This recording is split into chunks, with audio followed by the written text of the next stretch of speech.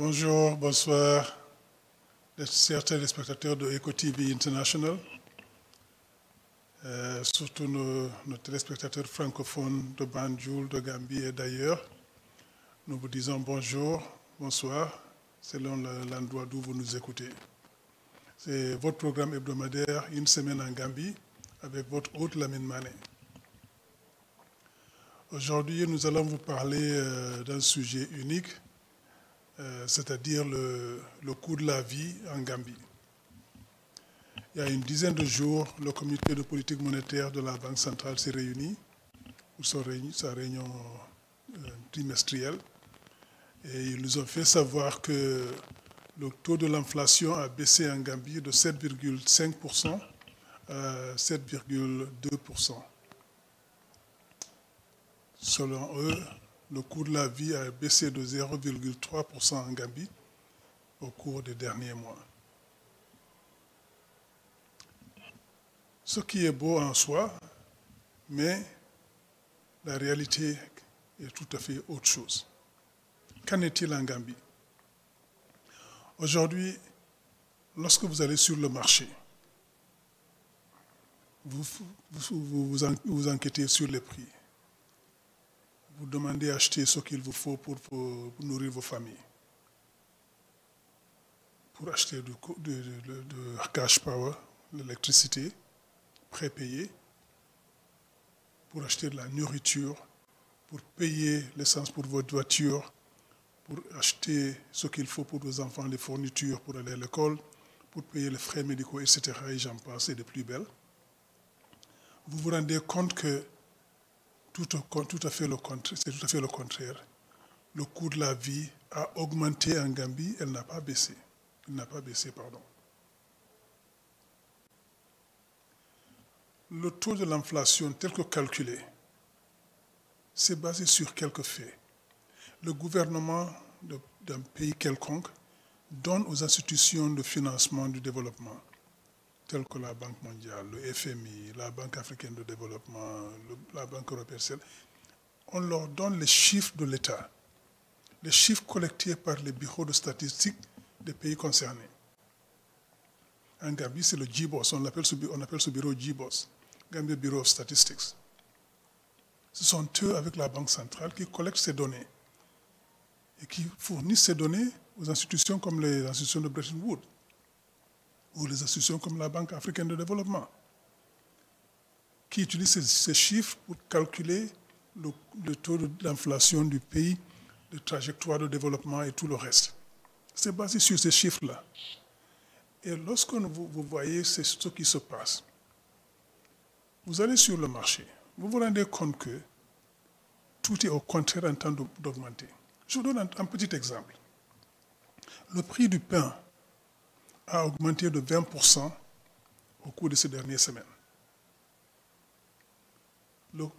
La baguette de pain fait de manière presque artisanale. Cette baguette de pain coûtait 10 $. Il y a 2 ou 3 semaines, le prix de la baguette est passé de 10 $ à 12 $, ce qui signifie une augmentation de 20%. Alors une famille qui a 3-4 enfants et 2-3 adultes, qui vont peut-être utiliser 3 ou 4 baguettes par jour. Le coût moyen est passé de 40 $ pour 4 baguettes à 48 $ pour les mêmes 4 baguettes. Ce qui fait que cette famille peut-être achètera moins de sucre pour leur thé, ce qui est peut-être une bonne chose. Mais ils ne pourront pas acheter ce qu'ils achetaient avant, du beurre, des œufs, tout ce qu'il faut pour accompagner le pain pour le petit déjeuner. Ils ne pourront pas le faire. Parce qu'il y a beaucoup qui vivent au jour. Ils économisent le maximum pour pouvoir avoir un minimum pour vivre. Il y en a peut-être qui vont arrêter de prendre le petit déjeuner. Ils vont prendre juste un déjeuner et tout le monde se débrouille pour le petit déjeuner et pour le dîner. On trouve quelque chose aux petits-enfants, etc. Et ce que vivent les Gambiens aujourd'hui. Et vous nous dites que le coût de l'inflation a baissé en Gambie, c'est un leurre.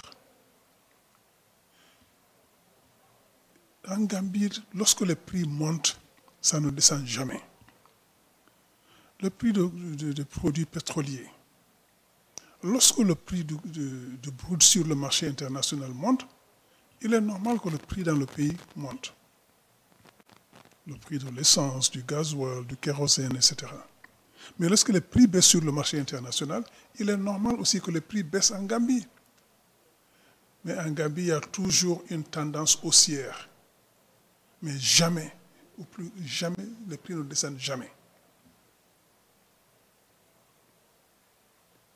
Et la plus belle manifestation de ça, c'est le prix du pétrole, de l'essence.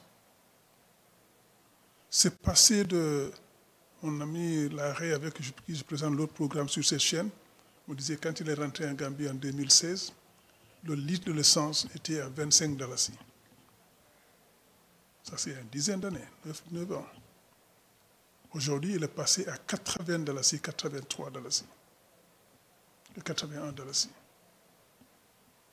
Ce qui fait une augmentation de pratiquement 400% en l'espace de 9 ans. 9 ans, 400% d'augmentation. Et on n'a jamais vu, au cours de cette période de 9 ans, on n'a jamais vu le prix de l'essence baisser. Ça augmente constamment. Lorsque le prix se stabilise sur le marché international, le prix se stabilise ici encore. Lorsque le prix baisse, on l'ignore. Il reste stable ici. Lorsque ça augmente, on augmente encore. Il ne peut pas en être autrement pour le coût de la vie en Gambie, parce que tout ce que nous consommons dans ce pays, nous l'importons. Pratiquement tout. Ce pays ne produit pratiquement rien. Au point de vue agricole, notre nourriture, presque tout est importé. Et pourtant, nous avons le fleuve Gambie, de l'eau douce, pour l'essentiel du pays. Malheureusement, puisque le gouvernement ne fait rien, le fleuve Gambie est en train de devenir de l'eau salée. On a une situation où la salinisation continue à grimper. Aujourd'hui, la moitié du fleuve Gambie, c'est de l'eau salée. Alors qu'il y a quelques années, 10-15 ans, c'était l'embouchure du fleuve, et jusqu'à peut-être 30 km, 40 km, c'est là où c'était salé. Tout le reste, c'était de l'eau douce. Et si on ne fait rien, d'ici 10, 15, 20 ans, tout le fleuve risque de devenir de l'eau salée. Parce que l'embouchure, il y a l'océan Atlantique. L'eau salée monte. Et le gouvernement ne fait rien pour arrêter ça, pour renverser cette tendance. Et pourtant, si nous utilisons le fleuve Gambie, nous pourrons faire l'irrigation, nous pourrons produire de l'électricité hydro, et nous pourrons faire en sorte que la Gambie produise ce qu'on mange. On pourra faire l'irrigation également. Donc on fait l'agriculture toute l'année. Ce ne sera plus l'agriculture fluviale. Ce sera l'agriculture pour toute l'année. On pourra cultiver du riz, des arachides, du sorgho et tout ce qu'on veut. On pourra le produire 3 fois minimum dans l'année. Pour quelques variétés de semences améliorées, on pourra produire 3 à 4 fois par an. Si nous faisons cela, il y a la substitution de l'importation. Tout ce que nous importons pour manger, que ce soit le riz, la farine, les huiles alimentaires, le beurre et j'en passe, on pourra produire tout ça ici à l'intérieur du pays. Et chaque année, les 200 millions de dollars que nous utilisons pour importer notre alimentation de l'extérieur, on pourra économiser cet argent et le réinvestir ou l'investir ici en Gambie. On n'a pas besoin de dépenser 200 250 millions de dollars par an pour importer ce que nous mangeons, alors que nous pouvons tout produire ici en Gambie. Mais ce gouvernement n'a pas de vision, n'a pas d'ambition pour ce pays. Sinon, aujourd'hui, la Gambie ne devait plus importer du riz. Plutôt, on devait l'exporter. Il en est de même pour le sorgho. On pourra produire du blé ici en Gambie.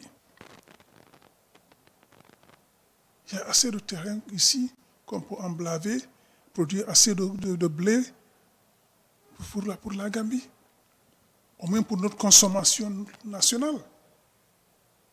Le Burkina est en train de produire du blé. Le Sénégal est en train de faire la même chose. Pourquoi pas nous? Nous pourrons faire tout ça. Au point de vue maraîcher, tous les légumes que nous mangeons dans ce pays, l'essentiel est importé. Du Sénégal, des autres pays environnants, parfois de la Hollande, ce qui concerne les oignons. Pourquoi nous ne pouvons pas produire tout ça ici en Gambie? Nous avons les moyens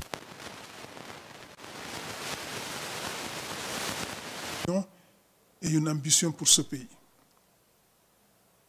Il en est de même tout ce qui concerne les jus de fruits qu'on importe est souvent rempli de produits chimiques, alors que nous avons toute la possibilité de produire tous ces jus-là ici en place. Il en est de même pour le poulet, pour la viande, pour le poisson aujourd'hui. On n'en a plus. Nous pouvons renégocier les accords de pêche, avoir assez de poissons. Voilà ce qu'il nous faut pour ce pays. Voilà ce qu'il nous faut pour remettre la Gambie sur les rails. Un gouvernement qui a une vision, qui a une ambition pour ce pays. Et ce que nous allons faire en 2026, nous allons battre le régime d'Adama Barrow, amener un gouvernement qui va se soucier de la Gambie, changer la politique de la Gambie, surtout au point de vue agricole, pour avoir une souveraineté alimentaire. Souveraineté agricole et alimentaire. Merci beaucoup. À la semaine prochaine. Nous allons vous parler de ce sujet et d'autres sujets la semaine prochaine. Merci de nous accueillir chez vous. À bientôt, Inch'Allah. Au revoir.